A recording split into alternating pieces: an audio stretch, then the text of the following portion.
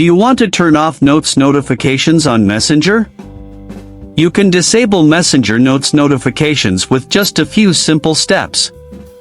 Before we begin, please like this video and subscribe to our channel for more tutorials and tips.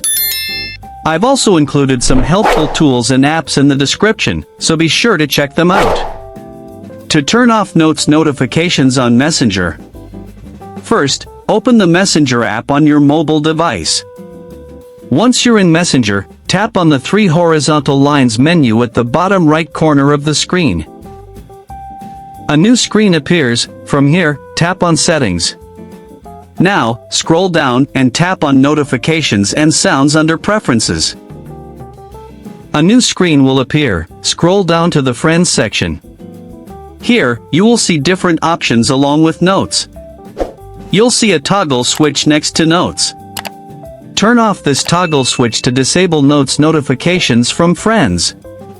Now, you'll stop receiving notifications when someone posts a note on Messenger.